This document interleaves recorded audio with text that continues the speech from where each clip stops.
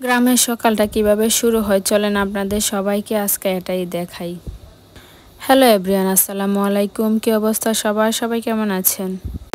সকাল সকাল চা খাওয়ার পরে সবাই আমরা ভাত খেতেই পছন্দ করি, তাই আজকে সকালবেলা তরকারি একটু কম ছিল, তাই বাড়ির উঠোনের পেঁপে গাছ থেকে পেঁপে পেরে নিলাম। এটাই আজকে ভাজি করব।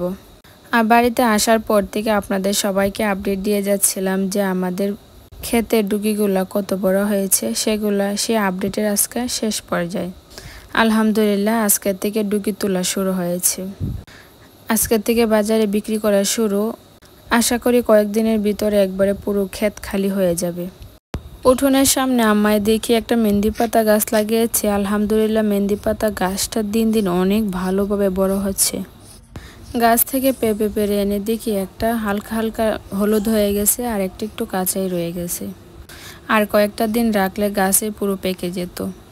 যাই হোক, কিছু করার নেই, আগে রান্না করে খাওয়ার পালা। তারপরে গাছে আরও অনেক পেঁপে আছে, সেগুলো খাওয়া যাবে পাকা করে। আমার বোন আজকে সকালবেলা রান্না করবে। আমি পেঁপেগুলো সুন্দর করে কুচি কুচি করে কেটে দিয়ে চলে আসলাম ক্ষেতের মধ্যে। এখানে আমার আম্মা আব্বা আর ভাই মিলে কিছু ডুগি তুললো, সাথে অনেকগুলো পুঁইশাকের ডাঁটাও লম্বা হয়ে গেছিলো, সেগুলো কেটে নিয়েছে।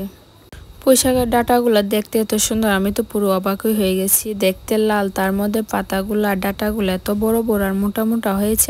পুঁইশাক গাছগুলো লাগিয়েছিল শুধুমাত্র আমাদের খাওয়ার জন্য, কিন্তু দেখা যায় আমরা খেয়েও অনেকগুলো পড়ে থাকে। তাই মা আজকে ডুগির সাথে পুঁইশাকের ডাঁটাগুলো কেটে দিয়ে দিছে। আমার আব্বা এদিকে ডুগিগুলো তুলে তুলে দিতেছে আর আমার আম্মা আটি বেঁধে বেঁধে রাখতেছে যাতে তাড়াতাড়ি হয়। সকাল সকাল বাজারে যেতে হবে। আলহামদুলিল্লাহ আমার আম্মা আবার সব কাজে সবসময় সাপোর্ট করে, যেমন ঘরের কাজ করে তেমন বাহিরে আব্বার কাজেও অনেক সাহায্য করে দেয়। সবগুলো আটি বেঁধে বেঁধে এই যে খালটার সামনে রাখতেছে। ডুগির আটিগুলো এখানে দেওয়া হবে। ক্ষেতের সামনে ছোট্ট করে এরকম একটা গাঁথা করে রেখেছে। প্রায় বছরে অর্ধেকটা সময় এখানে পানি থাকে, আর এই গাঁথাটা হওয়াতে অনেক সব ফসলে এখান থেকে ধুয়ে নেওয়া যাওয়া যায়। ক্ষেতের পিছন সাইডে পুকুর আছে, কিন্তু পুকুরে যাওয়াটা একটু অসুবিধা হয়ে যায়, তাই ক্ষেতের সামনে একটা ছোট্ট করে গাঁথা করে রেখেছে। আমার ভাই এখানে আস্তে আস্তে সবগুলা ধুয়ে নিতেছে। তার সাথে আমার আব্বাও সবগুলা ডুগি তোলা শেষ। বাকি যে ডুগিগুলো পড়েছিল সেগুলো আটি বেঁধে দিতেছে। আজকে শুধু ডুগি ক্ষেত থেকে ঘন ভেঙে বড় বড় ডুগিগুলো তোলা হয়েছে। এরকম ঘন ভেঙে কদিন পর পরে দিতে হয়, না হলে বাকি ডুগিগুলো প্রচুর চিকন চিকন হয়ে যায়। এরকম ঘন ভেঙে ভেঙে শাক হিসাবে বিক্রি করে দিলে বাকি ডুগিগুলো অনেক মোটা মোটা হয়। আস্তে আস্তে সবগুলো ধোয়া শেষ। প্রথমে মনে করেছিল আজকে অনেকগুলো ডুগি তোলা হবে, কিন্তু পরে দেখা যায় সারা ক্ষেত খুঁজে খুঁজে তুলে এক খাসা হয়েছে। তাই আজকে আমার ভাই নিয়ে যাবে। যখন বেশি বেশি সবজি হয় তখন আমার আব্বাই নিয়ে যায় বাজারে, আমার ভাইকে যেতে দেয় না।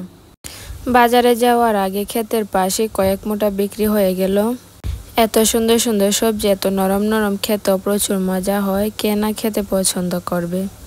এরকম ডুগি দিয়ে তরকারি খেতেও অনেক ভালো লাগে, মজা হয়। তার সাথে শাকও করে খাওয়া যায়, সেটা অনেক বেশ লাগে খেতে।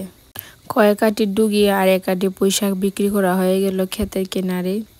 আমাদের সাথে চাচার ক্ষেত এখানে দেখি দুন্দুল করেছে। এবার দুন্দুল চাষের দেখতে প্রায় ঝিঙ্গার মতো, খেতেও অনেক মজা হয়, ঝিঙ্গের মতোই খেতে। আমি তো এই সবজিটা প্রচুর পছন্দ করি, ডিম দিয়ে ভাজি করলে সেই রকম লাগে খেতে।